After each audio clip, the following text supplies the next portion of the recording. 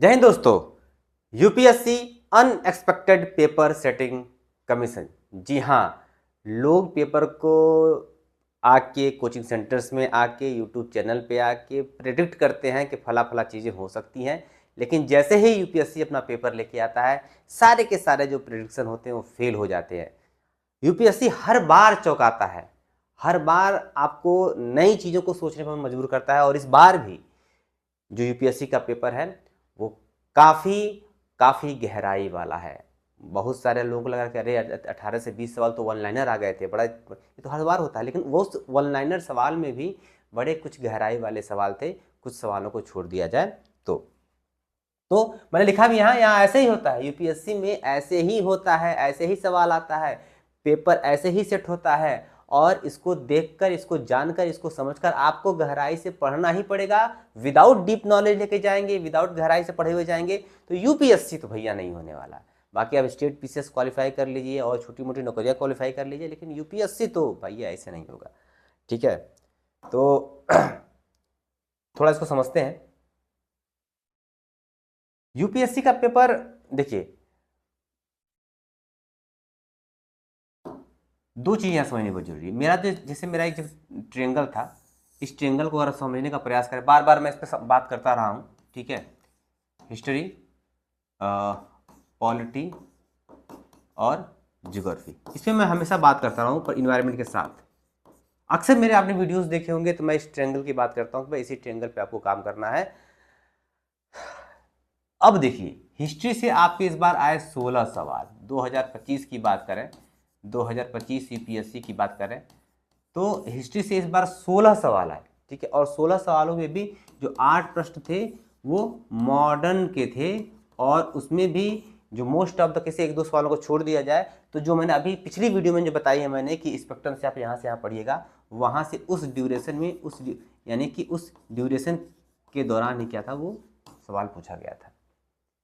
जो चीज़ें बताई जाती हैं थोड़ा सा ध्यान दे देंगे, हाँ, लेकिन ये अलग है भाई, गहराई से पढ़ना पड़ेगा। मैंने कहा स्पेक्ट्रम पढ़िए सिर्फ, लेकिन स्पेक्ट्रम से सवाल उस एरिया से थे, लेकिन वो डायरेक्ट सवाल स्पेक्ट्रम से नहीं आए थे। कुछ सवाल ऐसे पूछे जाए जैसे जो गांधी जी का जो राजधर्म वाला, राजद्रोह वाला जो सवाल था, वो स्पेक्ट्रम में नहीं मिलेगा आपको।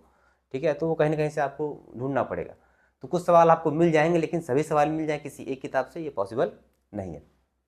ठीक है, वैसे बहुत सारे सवाल आपके थे जो आसान भी थे, ऐसा नहीं था कि वो कुछ कठिन भी थे। तो हिस्ट्री इस बार का जो सबसे क्या था, वो आसान प्रश्न था। देखिए, यूपीएससी का पेपर हमेशा से हमेशा कठिन रहा है। कभी ऐसा नहीं कि यूपीएससी का पेपर आसान आया हो। लोग आप कहते हैं इजी था, मॉडरेट था, डिफिकल्ट, ऐसा नहीं होता। हाँ, कुछ सेक्शंस उसमें आसान हो सकते हैं, जैसे मान लीजिए कभी हिस्ट्री आसान आ जाता है, कभी ज्योग्राफी आसान आ जाता है, लेकिन आप पूरे पेपर को उसका कंपैरिजन करेंगे तो पूरा का पूरा पेपर तो टफ रहता ही रहता है, आप उससे भाग नहीं सकते हैं जी। यूपीएससी की कठिनाई से, यूपीएससी की डिफिकल्टी से, यूपीएससी के जो उसका जो फांस होता है, जो उसका चंगुल होता है, उससे आप बच नहीं सकते, उसमें आपको फंसना ही फंसना है। अब ये हमारा दायित्व होता है कि हम कितने बचते, कितने कितने सावधानी से, कितने बचते हुए हम उस कटाव को पार कर जाए। तो इस बार हिस्ट्री का पेपर थोड़ा सा क्या था, आसान था। पॉलिटी का पेपर इस बार ऐसा था कि आप भाई लक्ष्मीकांत पढ़ेंगे, ठीक है, अच्छी बात है, लक्ष्मीकांत को पढ़ना पड़ेगा, लेकिन और थोड़ा सा डीप नॉलेज आपको उस पर लेके आना पड़ेगा, थोड़ी सी और ऊंची समझ आपको लेके आनी पड़ेगी। इससे आपका 14 सवाल था। ठीक है, और वहीं ज्योग्राफी और इन्वायरमेंट की बात कर लें, ज्योग्राफी और इन्वायरमेंट से 25 सवाल आपके थे। इन्वायरमेंट के 10 सवाल के आसपास थे और ज्योग्राफी के आपके 15-16 सवाल के आसपास थे। तो कुल मिला के 25 सवाल के आसपास थे। लमसम इसकी बात कर लें तो ये देखिए, ये जो ट्रेंगल है, ये ट्रेंगल देखिए हमेशा मेरा काम करता रहा है। ठीक है, मैंने बार बार कहा है कि इन 3 विषयों पर अक्सर आप फोकस करिए। ये 3 विषय क्या हो सकते हैं, हर बार क्या होता है, लगभग लगभग कभी हो जाए तो अलग बात है एक आध बार, लेकिन हमेशा क्या होता है, ये ट्रेंगल हमेशा काम करता है। हर पेपर की बात कर लें तो ये ट्रेंगल बहुत ही महत्वपूर्ण भूमिका निभाते हैं। तो आप 16, 14 आपके 30 सवाल हो गए, और 30 और 25 मिला लिया जाए, 30 और 25 मिला लिया जाए तो 55 सवाल। अब आप देखिए 100 में 100 में से 55 सवाल आपके यहीं से मिले यूपीएससी में भी। मैं बार बार हर बार जो भी परीक्षा में कहता हूँ भाई यही ट्रेंगल पे फोकस करिए, इसी पे काम करिए। लोग हंसते हैं, अरे ये तो एक ही चीज़ पकड़ लिए है, एक ही ट्रेंगल पकड़ लिए, बार बार आते हैं, जिस वीडियो में आएंगे वही बताएंगे, जिस वीडियो में आएंगे वही बताएंगे। अरे बताएं क्या, वही हमारा रास्ता ही है। देखो, जब खोजो, समझो, क्या ही करूं मैं, जब यही सच्चाई है, इसी को आपको लेकर चलना है तो मैं क्या ही बताऊं।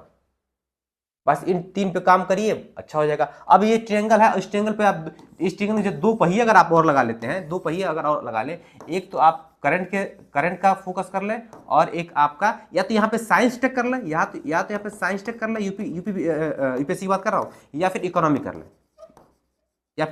ले, अगर ये 2 पहिए आपके और लग गए तो कुछ बचा ही नहीं आपके पास पढ़ने के लिए। तो भाई मैं बार बार कहता हूँ, ठीक है, ये जो इंपॉर्टेंट विषय है इनको आपको क्या करना है, देखना ही पड़ेगा, और इसी पे क्या करना पड़ेगा, आपको काम करना पड़ेगा। हर बार यहाँ से क्या होते हैं, सवाल आते हैं, आप देख लीजिएगा, ये सवाल इतने ही आए हैं, ये सवाल इतने ही आए हैं, और जो मैं हिस्ट्री, ज्योग्राफी और एनवायरनमेंट की बात कर रहा हूँ, यहीं से सवाल यहाँ पे आए हैं। ये अलग बात है कि इस बार ज्योग्राफी में जो भारत का भूगोल है, उस भारत के भूगोल से सवाल कम आए हैं, विश्व के भूगोल से और मैपिंग से आपके सवाल क्या है, ज़्यादा है। लेकिन पढ़ना ही, जब आप ज्योग्राफी पढ़ रहे हैं तो भारत का भूगोल ही पढ़ेंगे और विश्व का भूगोल ही पढ़ेंगे, तो आपको पढ़ना ही पढ़ना यहाँ पे है।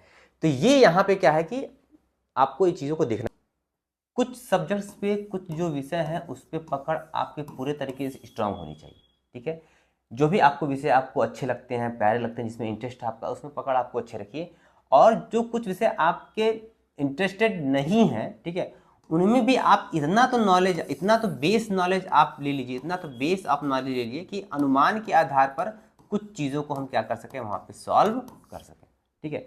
यानी कि अब ये नहीं रह जाएगा भाई कि ये हमारा विषय कमजोर है, इसको हम साफ छोड़ दें, ठीक है। ये हम साफ छोड़ने की बात नहीं कर रहे हैं, आपको उसको तो टच करना ही करना पड़ेगा। हाँ, ये अलग बात है कि भाई आपको थोड़ा सा रुचि कम है तो आप उसको पढ़िए, बहुत ज़्यादा आप नहीं पढ़ पाते हैं तो इतना तो पढ़ लीजिए कम से कम कि उसके आधार पर बेसिक चीज़ों को क्या कर सके आप, जो कॉन्सेप्चुअल क्वेश्चंस आपके आ जाए वो आप उसको क्या करिए, सॉल्व कर लें। और इससे सबसे अच्छा है कि आप उनके एनसीईआरटीज़ को केवल अगर आप पढ़ना चाहें तो कई बार उसको क्या कर लें, आप उसको पढ़ लें।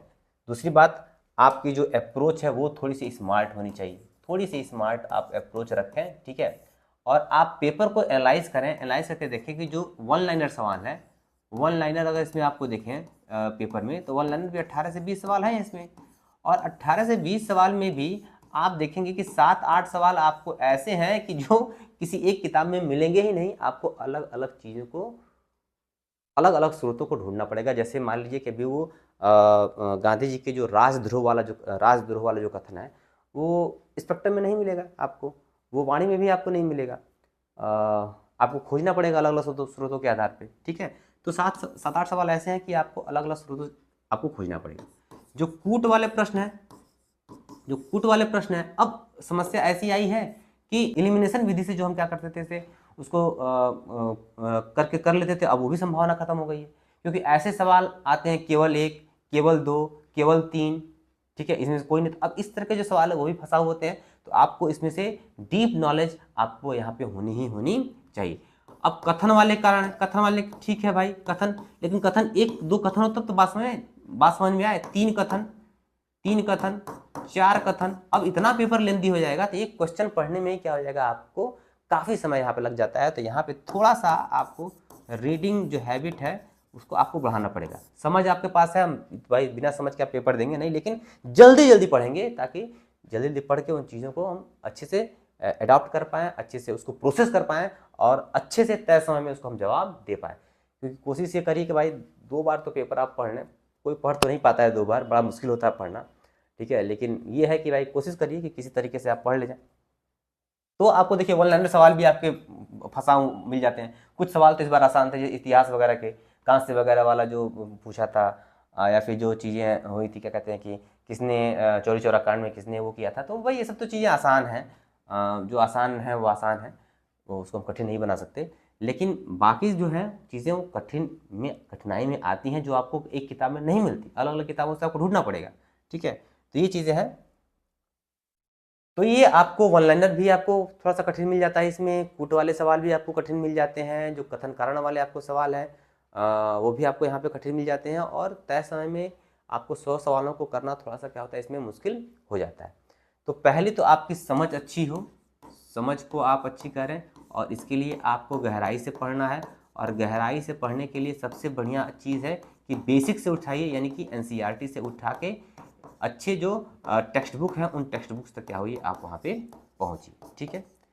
दूसरी बात, दो क्या कहते हैं कि जो एलिमिनेशन विधि आपको अब नहीं है यहाँ पे, ठीक है, तो उसका भाई कोई उपाय नहीं है। इन्हीं चीज़ों से आप जब गहराई से चीज़ों को पढ़ेंगे तो हो सकता है कि भाई उन चीज़ों को भी सॉल्व करके आप लेके चले जाएं। जो कथन कारण वाले प्रश्न हैं भाई उनमें भी समझ की आवश्यकता तो पड़ेगी ही, लेकिन यहाँ पे एक चीज़ और बढ़ जाती है आपकी रीडिंग कैपेसिटी की, कितनी तेज़ी से आप चीज़ों को आप पढ़ पाते हैं और पढ़ के क्या करें उसको आप प्रोसेस कर पाते हैं, क्योंकि जितना जल्दी आप जवाब देंगे उतना जल्दी उतना ज़्यादा समय आपको अगले सवाल के लिए मिलेगा। और सबसे अच्छी बात है कि स्किप करने की, कोई सवाल अगर आपको नहीं आ रहा है तो ज़रूरी नहीं कि आप उसको अब ऐसा लगे कि आप बाहर हो रहे हैं, गेम से बाहर हो रहे हैं, अब तो ख़त्म कहानी है, तो ऐसा नहीं है। स्किप करना भी सीखिए। ऐसा नहीं कि भाई 100 सवाल हैं तो आपको कई सारे सवाल आपको करने ही करने हैं, इतने सवाल आपको करने ही करने हैं, तो स्किप करना भी सीखिए। कभी कभी कम सवाल अटेम्प्ट करके भी चीज़ों को हासिल किया जा सकता है, ठीक है। तो ऐसा लगता है कि हम हार गए, लेकिन जब रिजल्ट आता है तो लगता है कि उसमें हमारा नाम होगा। अक्सर हम देखते हैं कि 90, 95, 100 के आसपास की जो मेरिट होती है, इस बार भी 90 के ऊपर जाना थोड़ा मुश्किल लग रहा है, लेकिन कुछ कह नहीं सकते। इसीलिए मैं कह रहा हूँ कि चीज़ों को स्किप करना भी सीखिए। जो अगले पेपर देने वाले हैं ये मान के चलिए कि आप ज़्यादा सवालों को अटेम्प्ट नहीं करेंगे। चीज़ें नहीं आ रही हैं छोड़ते हुए आपको चली जाइए, चीज़ें नहीं आ रही हैं आप उसको स्किप करते हुए चली जाइए। आपको स्किप करना यानी छोड़ना आना चाहिए, अपने ऊपर कंट्रोल करना आना चाहिए। ऐसा नहीं कि आप भावावेश में आकर रहे नहीं हो रहा है, अब तो खत्म हो गया, ये सवाल भी खत्म है, ये सवाल ही खत्म है, इसमें दुविधा है, इसमें डाउट है, पता नहीं ये सही होगा नहीं सही होगा, इसमें क्या होगा, चलो ये भी अटेम्प्ट कर देते हैं, ये भी अटेम्प्ट कर देते हैं, क्या पता तुक्का लग जाए भगवान। अब पेपर में जो ऐसी मना स्थिति बनती है कि आदमी किस्मत के भरोसे क्या होता है वहाँ पे जाने लगता है। आप अपने ऊपर भरोसा रखिए कि हाँ भाई पेपर टफ है, मेरिट ज़्यादा नहीं आएगी, तो आपको उसी हिसाब से क्या करना है, क्वेश्चन को क्या करना है, अटेम्प्ट करना है। बाकी देखिए यूपीएससी तो बहुत ही टफ चीज़ है। टफ मायने इस मायने में टफ हो जाती है कि भाई हम उस गहराई से हम पढ़ नहीं पाते हैं, उस गहराई से हम उसको अध्ययन नहीं कर पाते, इसलिए टफ हो जाती है। बाकी तो अगर चीज़ें अच्छे तरीके से हैंडल की जाए तो चीज़ें आसान हो जाएंगी। तो यूपीएससी ऐसा पेपर है कि इसको प्रेडिक्ट कर पाना थोड़ा सा मुश्किल होता है।